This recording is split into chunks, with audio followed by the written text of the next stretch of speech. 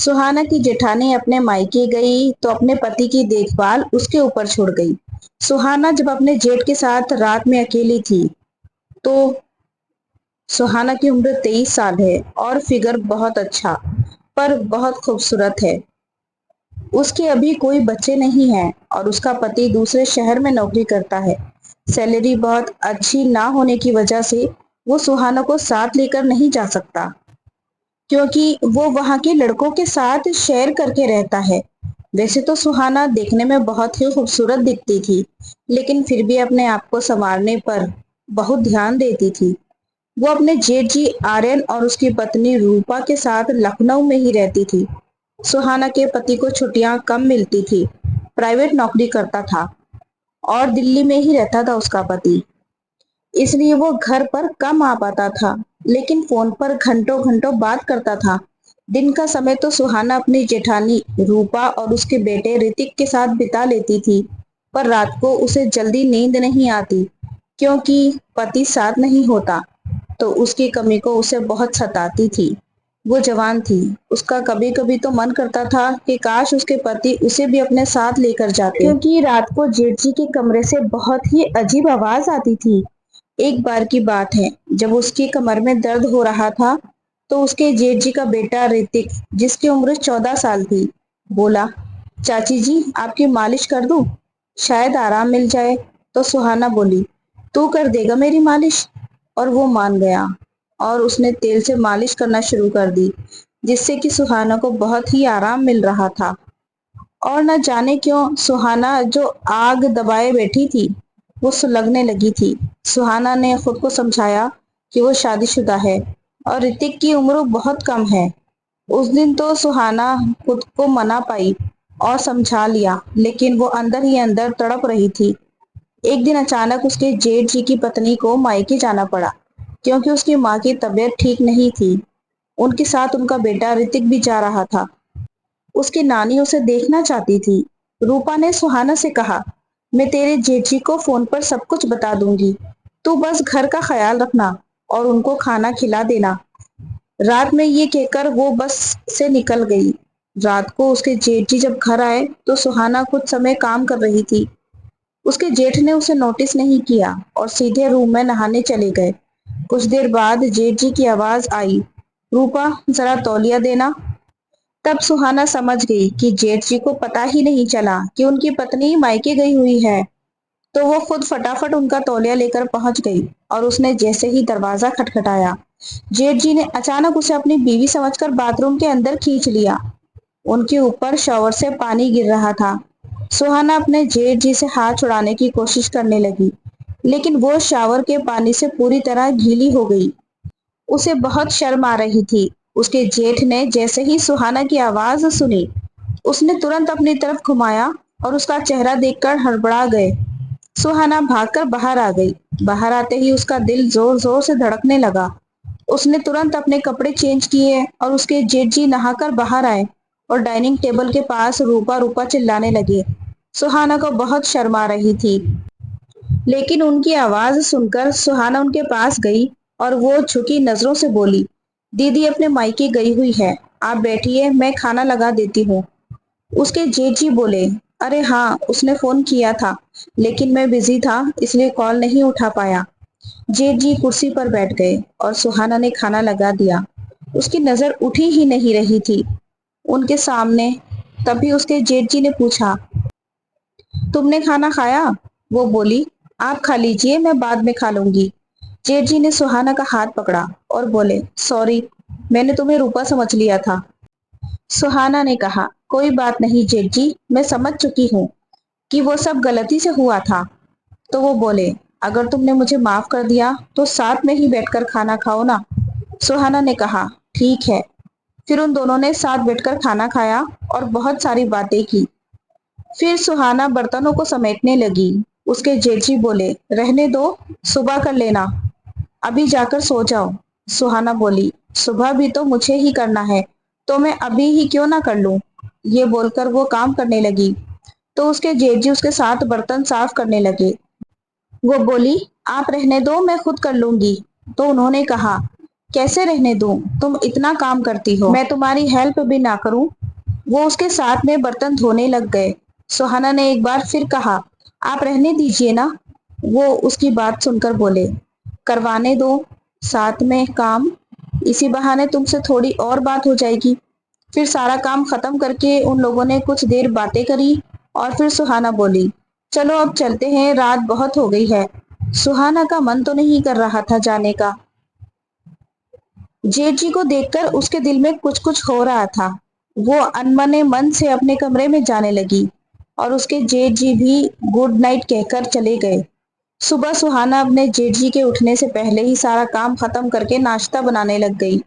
तब जेठ जी बाहर आए और बोले, अरे इतनी जल्दी ये सब करने की क्या जरूरत थी? सुहाना बोली, आपको ऑफिस के लिए लेट ना हो जाए इसलिए कर रही हूँ। जेठ जी ने कहा, आज ऑफिस नहीं है, मैं तुम्हें रात में ही बताने वाला था, लेकिन तुम्हें नींद आ रही थी और मैं बताना भी भूल गया। सुहाना बोली, कोई बात नहीं, आप नहा लीजिए, फिर मैं नाश्ता लगाती हूँ। सुहाना के जेठ जी नहा कर आए और फिर दोनों ने साथ मिलकर नाश्ता किया। फिर उसके जेठ जी ने कहा, तुम बहुत दिन से बाहर नहीं गई हो और भाई भी नहीं है, तो सोच रहा हूँ तुम्हें कहीं घुमा लाऊं, अगर तुम्हें मेरे साथ बाहर घूमने में कोई दिक्कत ना हो तो।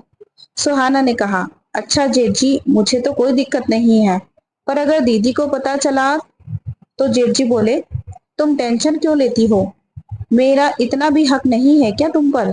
इसके बाद जेठ जी उसे बाहर घुमाने ले गए और पिक्चर भी दिखाई और फिर होटल में खाना भी खिलाया और बहुत सारी शॉपिंग भी करवाई। शाम हुई तो उसके जेठ जी ने घर के लिए बहुत कुछ ले लिया और वो घर के लिए निकल गए। तभी सुहाना के पास उसके पति का फोन आया। सुहाना ने फोन उठाया और अपने पति से बात करना शुरू की। तभी उसके जेठ जी ने टैक्सी में बैठने के लिए आवाज लगाई। सुहाना ने अपने पति से कहा कि मैं अभी बिजी हूँ, आपसे थोड़ी देर बाद बात करती हूँ, और उसके बाद बिना सुने फोन काट दिया। सुहाना ने पहली बार ऐसा किया था, इसलिए उसके पति को बहुत अजीब लगा और उसे फोन पर किसी आदमी की आवाज भी सुनाई दी। वो सोचने लगा कि आखिर सुहाना किसके साथ है। फिर उसने सोचा, ज्यादा ना सोचूं, फोन करेगी तब पूछ लूंगा कि कहाँ थी और किसके साथ थी। फिर रात को सुहाना ने अपने जेठ जी के साथ मिलकर खाना खाया। वो अपने जेठ के साथ काफी घुल मिल गई थी।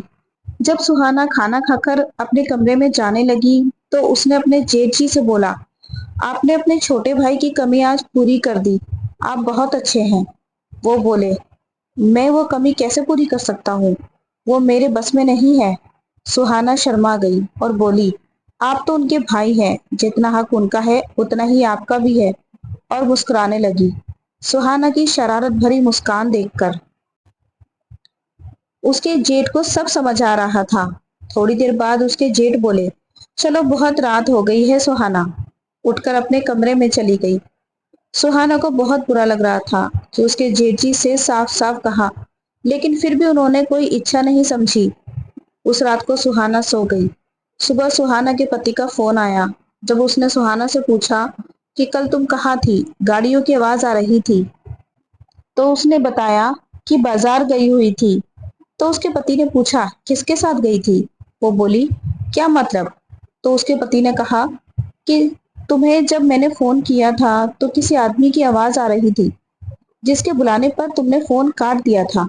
सुहाना बोली, दरअसल मेरे साथ में जेठ जी थे, मेरी तबीयत ठीक नहीं थी। तो उसका पति बोला, अभी तो तुम कह रही थी कि तुम बाजार गई थी। तो वो सकपका गई और बोली कि मैं आपको परेशान नहीं करना चाहती थी, इसलिए मैंने ऐसा कह दिया। दरअसल मेरी तबीयत खराब हो गई थी, तो जेठ जी मुझे दिखाने ले गए थे। तो उसके पति ने कहा कि क्या हो गया था तुमको? तो उसने बताया कि उसे बुखार आ गया था। उसके पति ने उससे कहा कि ठीक है, तुम अपना ध्यान रखो और दवाई टाइम पर ले लेना, कोई दिक्कत हो तो भैया को बता देना, वो फिर से तुम्हें डॉक्टर के पास ले जाएंगे। सुहाना के जेठ जी अपने ऑफिस चले गए और सुहाना का घर में बिल्कुल भी दिल नहीं लग रहा था। उसके अरमान बार बार मचल रहे थे। सुहाना ने अपने जेठ को फोन लगाया। उसके जेठ ने कहा, क्या हुआ सुहाना, क्या बात है? तो सुहाना बोली कि कुछ नहीं, बस आपकी याद आ रही थी, जब से आपके साथ वक्त बिताया है बहुत अच्छा लगा। सुहाना के फोन पर तभी उसके पति का फिर से फोन आने लगा। सुहाना फोन नहीं उठाती और अपने जेठ जी से बातों में लगी रहती है। उधर उसका पति परेशान हो रहा था। पिछले 1 घंटे से वो फोन लगा रहा था, लेकिन सुहाना का फोन बिजी ही जा रहा था। इससे पहले कभी सुहाना का फोन इतना बिजी नहीं जाता था, और जाता भी था तो थोड़ी देर में वो कॉल बैक जरूर करती थी। पर आज पूरा दिन निकल गया। सुहाना का पति उसके फोन का इंतजार करता रहा, पर फोन नहीं आया। सुहाना का जेठ आज जल्दी घर आ जाता है। सुहाना उन्हें देखकर खुश हो जाती है। सुहाना नजरें झुकाकर खड़ी होती है। उसके जेठ कहते हैं, सुहाना देखो, मैं तुम्हारे लिए कोन वाली आइसक्रीम लाया हूँ। वो सुहाना की तरफ आइसक्रीम का कोन बढ़ा देते हैं। सुहाना देखती है कि वो सिर्फ एक ही कोन है। वो कहती है, जेठ जी ये क्या, ये तो सिर्फ एक ही कोन है, आप अपने लिए आइसक्रीम नहीं लाए? तो उसका जेठ मुस्कुराता है और बोलता है कि हम दोनों एक ही आइसक्रीम में से खा लेंगे, अब अलग अलग की क्या जरूरत। सुहाना आइसक्रीम को फ्रीजर में डाल देती है। उसका जेठ नहाने चला जाता है। फ्रेश होकर जब उसका जेठ बाहर आता है तो वो सुहाना को आवाज लगाता है। सुहाना उसके लिए खाना लगा देती है। दोनों साथ में मिलकर खाना खाते हैं, और उसके बाद सुहाना आइसक्रीम लेकर आती है और वो अपने हाथों से अपने जेठ को आइसक्रीम खिलाती है, और दोनों मिलकर उस आइसक्रीम को खाते हैं। उसका जेठ उससे कहता है कि अब तो तुम्हें बोरियत नहीं लग रही है ना मेरे भाई की, क्या अभी भी तुम्हें बहुत याद आती है? तो सुहाना कहती है कि नहीं, अब तो मुझे उसकी बिल्कुल भी याद नहीं आती। आज तो मैंने उससे फोन पर ज्यादा बात भी नहीं की। तो सुहाना के जेठ उसका हाथ अपने हाथों में लेते हुए कहते हैं कि वैसे अगर तुम चाहो तो मैं अपने भाई की सारी कमी पूरी कर सकता हूँ। सुहाना ये सुनकर पानी पानी हो गई, क्योंकि सुहाना अपने जेठ का इशारा समझ गई थी। वो अब कंफ्यूज थी कि अपने रूम में जाए या जेठ जी के। उसका जेठ भी समझ चुका था कि सुहाना उससे क्या चाहती है। उसके बाद सुहाना के जेठ उसे बाहों में उठाकर अपने कमरे में ले जाते हैं। सुहाना बहुत ज्यादा खुश होती है, क्योंकि बहुत दिन से उसकी इच्छा थी कि उसे ये मजा मिल सके, जो कि पति के दूर रहने की वजह से उसको बहुत दिन से नहीं मिला था। जेठ बोले कि सुहाना, आज तुम्हारे पति की सारी कमी पूरी हो जाएगी। उसके बाद उन्होंने सुहाना को अपने बेड पर लिटा दिया और दोनों लोगों ने मिलकर जवानी का खेल खेलना शुरू कर दिया। जवानी का वो खेल अपने चरम पर था। कमरे के बाहर तक सुहाना की आवाज जोर जोर से आ रही थी। तभी किसी ने दरवाजा खोला और लाइट जला दी। सुहाना और उसके जेठ तो पूरी मस्ती में थे, इसलिए उन्हें होश नहीं था कि कब दरवाजा खुला, कब लाइट जली। जब उन्हें होश आया तो दरवाजे पर जैसे ही उनकी नजर पड़ी तो उन दोनों के तोते ही उड़ गए। अब उन्हें काटो तो जैसे खून ना हो। सामने जो खड़ा था वो कोई और नहीं बल्कि सुहाना का पति था। उनको देखते ही सुहाना अपने आप को चादर से ढकने लगी, और उसके जेठ ने भागकर अपने कपड़े पहनना शुरू कर दिया। सुहाना का पति बहुत ज्यादा गुस्से में था। उसकी आंखें एकदम लाल हो गई थी। उसने अपने भाई को जोरदार थप्पड़ मारा और बोला कि भैया, आप अपने ही भाई को धोखा दे रहे थे। मैंने तो कभी सोचा भी नहीं था कि आप मेरी बीवी के साथ ऐसा करेंगे। सुहाना अपने पति को देखकर रोने लगती है और कहने लगती है कि देखो, तुम बिल्कुल सही समय पर आ गए। तुम्हारे भाई मेरे साथ जबरदस्ती कर रहे थे। जैसे ही ये बात सुहाना का जेठ सुनता है, उसके तो होश ही उड़ जाते हैं। वो कहता है, सुहाना, तुम ये कैसी बातें कर रही हो? तुम तो अपनी मर्जी के साथ मेरे साथ आई थी, और तुम खुद चाहती थी कि मैं तुम्हारे साथ ये सब करूं। सुहाना इन सब बातों को काने लगाती है और रोने लगती है। सुहाना का पति उसके पास जाता है और सुहाना उसे देखकर और जोर जोर से रोना शुरू कर देती है। थोड़ी देर बाद ही एक जोरदार तमाचा सुहाना के गाल पर वो लगाता है, और ये देखकर सुहाना चौंक जाती है। उसका पति कहता है कि क्या तुम्हें मैं बेवकूफ लगता हूँ कि तुम कुछ भी कहोगी और मैं समझ नहीं पाऊंगा? मैंने तुम्हारी और भैया की बातें सुनी है।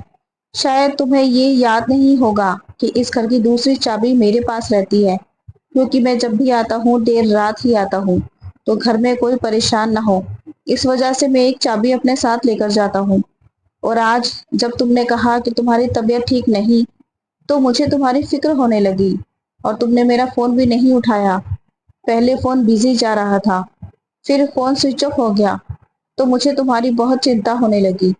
इसलिए मैंने इमरजेंसी में छुट्टी ले ली और मैं तुरंत दिल्ली से लखनऊ के लिए निकल पड़ा। यहाँ आते आते मुझे रात हो गई और मैंने दूसरी चाबी से घर का दरवाजा खोला और अपने कमरे में गया। वहां देखा तो तुम नहीं थी। मुझे लगा कि तुम किचन में होंगी। मैं किचन में गया तो वहां भी तुम नहीं थी। फिर भैया के कमरे से आवाज आ रही थी, जबकि मुझे तुमने बताया था कि भाभी अपने मायके गई हुई है। मुझे पहले लगा कि शायद तुम हो क्या, लेकिन फिर मेरा दिल नहीं माना। तो मुझे लगा कि कहीं ऐसा तो नहीं कि तुम भी कहीं गई हुई हो और भैया किसी लड़की को लेकर आए हों। ये सोचकर मुझे भाभी के लिए बहुत बुरा लगा। मैंने सोचा कि मैं भैया को रंगे हाथों पकड़ लूंगा और उन्हें उनकी गलती का एहसास दिलाऊंगा। लेकिन यहाँ तो जब मैंने दरवाजा खोला तो सामने का नजारा देखकर मुझे मेरी गलती का एहसास हो गया कि मैंने तुम जैसी लड़की से शादी की। तुम लोग इतना ज्यादा खोए हुए थे कि मैं 5 मिनट से यहाँ खड़ा तुम्हारा गंदा खेल देख रहा था और तुम्हें एहसास भी नहीं हो रहा था। और उसमें कहीं से भी ऐसा नहीं लगा कि ये आदमी तुम्हारे साथ जबरदस्ती कर रहा है। सुहाना का पति अपने भैया की तरफ देखते हुए कहने लगा, यह आदमी आज से भाई कहलाने के लायक नहीं है। उसके बाद सुहाना का पति उस घर से निकल जाता है। सुबह सुहाना की जेठानी वापस लौट के आती है। उनके साथ सुहाना का पति भी होता है। सुहाना के जेठ और सुहाना ये देखकर चौंक जाते हैं। सुहाना के पति ने अपनी भाभी को सब कुछ बता दिया होता है। सुहाना की जेठानी बुरी तरह से रो रही होती है और अपने पति को मार रही होती है। वो कहती है कि आखिर मेरे प्यार में क्या कमी थी जो कुछ दिन मैं यहाँ से गई तो तुम्हें ये सब करने की जरूरत पड़ गई, वो भी अपने ही भाई की बीवी के साथ। क्या तुमने एक बार भी अपने बेटे के बारे में नहीं सोचा कि उसे पता चलेगा कि उसका बाप अपने ही भाई की बीवी के साथ ये सब कर रहा है तो उसे कैसा लगेगा। तुम लोगों ने अपने कुछ देर के मजे के लिए हमारी जिंदगियां खराब कर दी, हमारे विश्वास को तोड़ दिया। सुहाना की जेठानी अपना सामान पैक करने लगती है। ये देखकर सुहाना के जेठ उसे रोकते हैं, समझाने लगते हैं, कहते हैं कि मुझे माफ कर दो, आज के बाद ये गलती कभी नहीं होगी। लेकिन सुहाना की जेठानी साफ शब्दों में कह देती है कि ये गलती नहीं है, ये जानबूझकर किया गया है और इसकी कोई भी माफी नहीं होती। अब तुम आजाद हो, जो चाहे करो और मैं तुम्हें बहुत जल्द तलाक के कागज भी भिजवा दूंगी और मैं अपने बेटे को भी तुम्हारे साई से दूर रखूंगी, क्योंकि तुम्हारी परछाई उस पर पड़ गई तो वो भी तुम्हारे जैसा धोखेबाज ना हो जाए। सुहाना का पति भी सुहाना को छोड़ देता है और उसे तलाक दे देता है। अब सुहाना कहीं की नहीं रह गई, क्योंकि उसने अपने जेठ को इन सब में फंसाने की कोशिश की होती है और इन सब के किए का इल्जाम उसके सर पर डालने की कोशिश की होती है। इसलिए अब वो अपने जेठ के पास भी नहीं जा सकती। सुहाना के जेठ और सुहाना बुरी तरह से रो रहे होते हैं और सुहाना का पति अपनी भाभी को लेकर उस घर से चला जाता है। सुहाना की जेठानी अपने मायके चली जाती है और सुहाना का पति दिल्ली वापस चला जाता है। कुछ दिनों बाद सुहाना के पास तलाक के कागज आ जाते हैं। सुहाना का पति उसके साथ तलाक हो जाता है और अब सुहाना पूरी तरह से बर्बाद हो जाती है। वो अपने मायके में अपनी जिंदगी गुजार रही होती है। उसके मायके में ज्यादा पैसा नहीं था तो उसके घर वाले उसे खूब ताने मारते हैं और सारा काम भी उसे ही करवाते हैं और सुहाना के जेठ का भी हंसता खेलता परिवार बर्बाद हो जाता है। आज इस घटना को 2 साल हो गए। सुहाना के जेठ ने अपने बेटे की 2 साल से शक्ल नहीं देखी। वो उस घर में अब अकेला रहता है। दोस्तों, रिश्ते विश्वास की नाजुक डोर से बंधे होते हैं। चंद पलों के मजे के लिए जब रिश्तों को धोखा दिया जाता है तो उनके नतीजे कुछ इस तरह से ही होते हैं। जो लोग आपसे प्यार करते हैं उनकी इज्जत करें, उनके प्यार की इज्जत करें। प्यार करने वाले जीवन साथी बहुत मुश्किल से मिलते हैं। अगर आपको ऐसा कोई मिला है तो उसके साथ धोखा ना करें, वरना आपको पछताना पड़ सकता है। उम्मीद है ये कहानी आपको पसंद आई होगी। ऐसी और कहानियां सुनने के लिए चैनल को सब्सक्राइब करें, वीडियो को लाइक करें और बेल नोटिफिकेशन को जरूर दबाएं। मिलते हैं फिर एक नई कहानी के साथ। तब तक अपना ख्याल रखें। Thanks for watching.